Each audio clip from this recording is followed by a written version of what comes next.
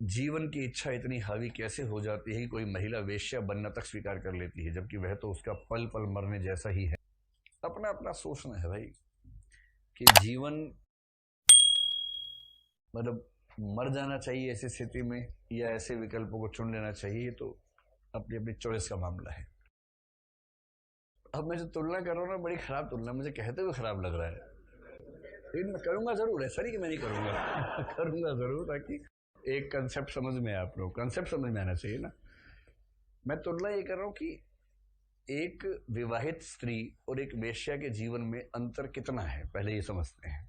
ठीक है, हम उसमें भी पहले आपसे एक मैं संख्या पूछ लेता हूं। आप ऐसा बताएं कि भारत में जितनी विवाहित स्त्रियां हैं, हिंदू मुसलमान सिख ईसाई सब मिला के, उनमें से कितनी स्त्रियां परसेंटेज में ऐसी होंगी जो दरअसल किसी मजबूरी की वजह से अपने परिवार में हैं, वो प्रेम की वजह से परिवार में नहीं है? अनुमान से बताइए, ये संख्या कितनी हो सकती है? 70, 80? ये भगवान, 50, 20, 10, 10? अच्छा, तो 10 से लेकर 80 तक का चल रहा है मामला, तो कोई बहुत ठीक सहमति बन नहीं पा रही। अच्छा, इस प्रश्न का ज्यादा सही उत्तर लड़के दे पाएंगे लड़कियां दे पाएंगी? सीधी सी बात है, क्योंकि माताओं ने ज्यादा नजदीकी से बेटियों को ही बताया होगा और उन्हीं को समझाया होगा कि तुम्हारी जिंदगी ऐसी ना हो जाए जैसी हमारी हुई है। तो इसमें बेटे चाह के भी अनुमान लगा नहीं सकते। ये बात आप समझ पा रहे हैं कि मैं क्यों ये बात कह रहा हूं? तो हम ज्यादा प्रामाणिकता मानेंगे जो अनुमान यहां से आएंगे, है ना, उनके आसपास की बात को मानना ज्यादा ठीक रहेगा। तो आप बताएं क्या संख्या? 40? 40 ठीक है? 40? 50? पता नहीं, किसी विवाहित स्त्री से मिलना हुआ आज तक? जैसे कि मम्मी। अच्छा, ऐसी बात नहीं हुई कभी इस तरह की, कोई बात नहीं, आप बताएं। 30 to 40? 40? आमतौर पर 40 पे सहमति बन रही है यहाँ पर, तो चलिए 40 मान लेते। तो क्या मैं मान लूं कि भारत में 40% महिलाएं, विवाहित महिलाएं ऐसी हैं जिनको अपने पति से प्रेम नहीं है? या किसी जमाने में रहा होगा, अब नहीं है।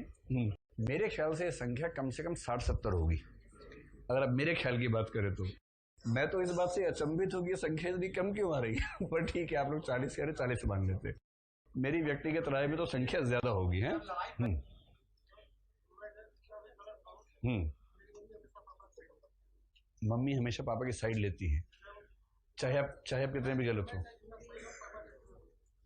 चलो, अभी अभी गोलूपन आप लोगों में हावी है ज्यादा। मम्मी पापा की साइड क्यों लेती है, उसके बहुत सारे सांस्कृतिक कारण होते हैं, बहुत सारे आर्थिक सांस्कृतिक कारण छिपे होते हैं जो हमें नहीं समझ में आते।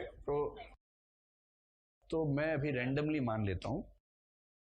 अरे 20 ही मान लो, कोई बात नहीं, ठीक है। अब ठीक है, अब साहब ने कह दिया 20% ठीक है, उससे बात आगे बढ़ेगी। अब वही गुस्से वाला लड़का है, देखो आज धमका रहा है मुझे बार बार कि हाँ अब ठीक है 20 मान लो। अच्छा मान लो कह रहा है, मान ले नहीं कह रहा है, ये अच्छी बात है अपने आप में। चलो 20 से शुरू करते हैं, ठीक है। अरे मजाक कर रहा है, क्यों टेंशन ले रहे हो? तो भारत में 20% विवाहित महिलाएं ऐसी हैं जिनको अपने पति से प्रेम नहीं है, या पति को भी उनसे प्रेम नहीं है, और वो किसी मजबूरी के तहत उस घर में रहती हैं।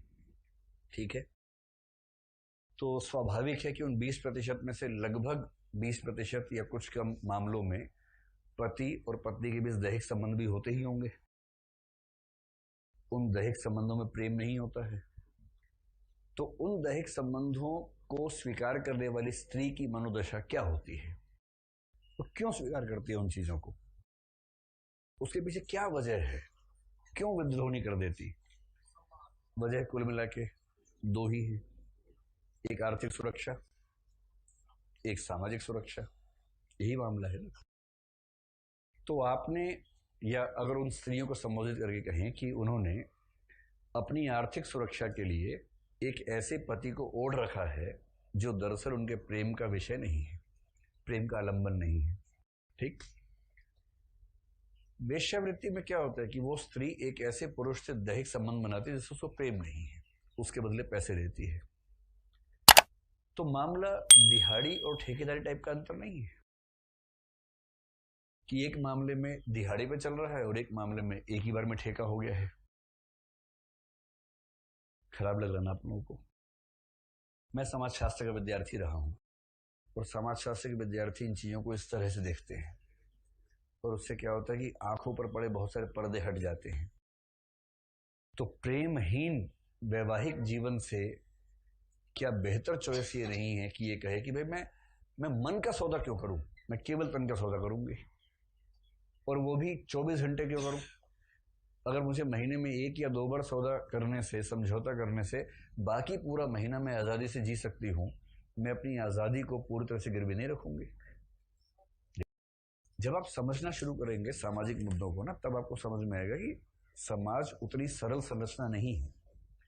जैसे कुछ महान लोगों ने कहा कि जब तक विवाह व्यवस्था चलेगी तब तक वेश्यावृत्ति खत्म हो ही नहीं सकती, और विवाह व्यवस्था चलने की शर्त है कि वेश्यावृत्ति बनी रहे। अब ये गोलूपन नहीं चलेगा, वेश्यावृत्ति समाप्त करने के लिए युवाओं को आगे आना होगा। युवा ही तो आगे जा रहे हैं, तो इसीलिए तो ऐसे नहीं होता है ना। समस्याओं को, जब तक समस्याओं को गहराई से नहीं समझेंगे तब तक क्या होगा, एक खास किस्म का गोलूपन रहता है। और वो गोलूपन क्या है कि वो सड़क पे काम आता है। नारे लगाएंगे लोग, नारे लगाने वाले पीछे मिल जाएंगे, पीछे पीछे भीड़ इकट्ठी हो जाएगी, पर एक समझदार आदमी की बात हजारों नारे लगाने वालों से बेहतर है। उसकी बात को और आप इस लेवल पे समझें और बात करें, तब मजा है ना।